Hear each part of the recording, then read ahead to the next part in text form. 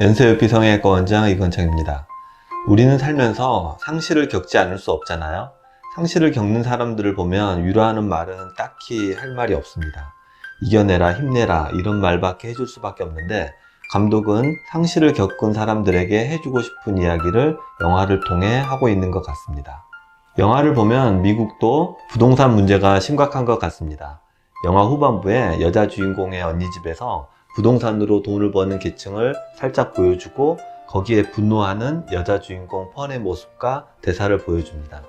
제가 이 영화를 볼 때 마침 성경 이사야서를 읽고 있었는데, 이사야라는 유명한 예언자가 이제 곧 하느님의 심판이 있을 거라 예언하면서 심판받는 이유를 쭉 나열하는데, 첫 번째가 뭔지 아세요?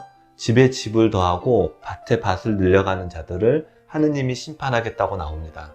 정말 충격적이지 않나요? 인간이 저지른 죄가 얼마나 많은데 첫 번째로 나오는 게 부동산의 탐욕입니다. 우리는 언제나 부동산 문제에서 해방될 수 있을지 정말 걱정입니다. 영화에서 이것을 현대인의 멍해라고 표현하고, 이 멍해를 벗어버리기 위해서 주변 사람들을 돌보는 것부터 시작하자라는 대사가 있습니다.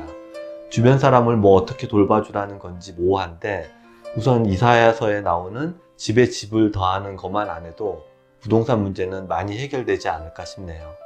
프란시스 맥도맨드는 이 영화로 아카데미 여우주연상을 받았습니다. 배우 생활을 하면서 아카데미 여우주연상을 3번 받으면 얼마나 대단한 배우일까 하는 생각이 듭니다. 좋은 연기의 첫 번째는 진정성인 것 같은데, 이 여배우를 볼 때마다 그러한 점이 느껴집니다. 영화 파고에서 임산부 경찰서장으로 나와서 아주 능청스럽고 쉽게 동요되지 않는 표정으로 결국 살인마들을 잡아들였고, 영화 3 빌보드에서는 세상에 맞서는 엄마의 모습으로 2번째 여우주연상을 받았습니다.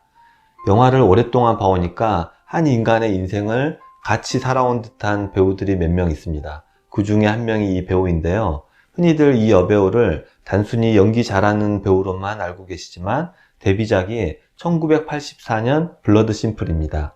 이 영화가 코엔 형제 감독으로 코엔 형제한테도 데뷔작인데, 이 영화를 보면 프란시스 맥도맨드의 미모를 알 수 있습니다. 20대부터 지금까지 항상 꾸준한 퀄리티로 우리 곁에 있어준 이 여배우에게 찬사를 보냅니다. 이 영화 감독님인 클로이 자오는 그동안 찍었던 영화를 보니까 사회적 약자에 대한 영화를 찍어 오셨더라고요. 중국 국적을 가졌지만 미국에서 활동하신 분으로 작년에 기생충이 아카데미상을 받았을 때 봉준호 감독을 열렬히 응원했던 우리와 달리 중국 본토에서는 별 호응을 못 받고 있다고 들었는데, 개인적으로 참 안타깝습니다. 80년대 후반 90년대 홍콩 중국 영화에 심취되어서 아직도 그 당시에 중국에 비쳤다는 느낌을 갖고 있는데, 정치 체제가 문화 발전에 얼마나 중요한지 너무나 극명하게 보여주는 사실 같습니다.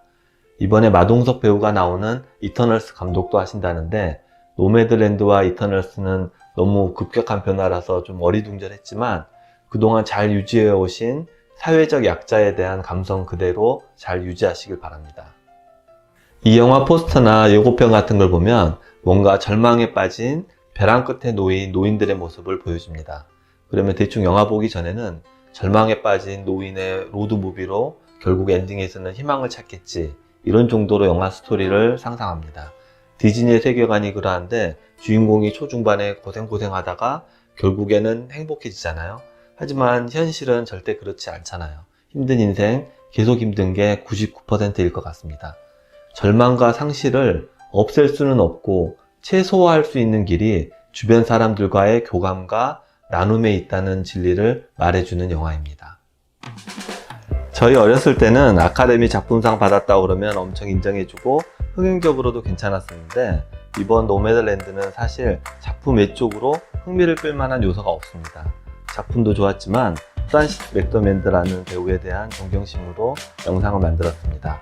어릴 때에는 여배우의 미모에서 아름다움을 찾았지만 요즘은 여배우들의 인생에서 아름다움이 느껴집니다. 다음 시간에도 저의 감성을 여러분과 공유하고 싶은 좋은 영화의 만남을 기대하면서 다음에 만날 때까지 안녕.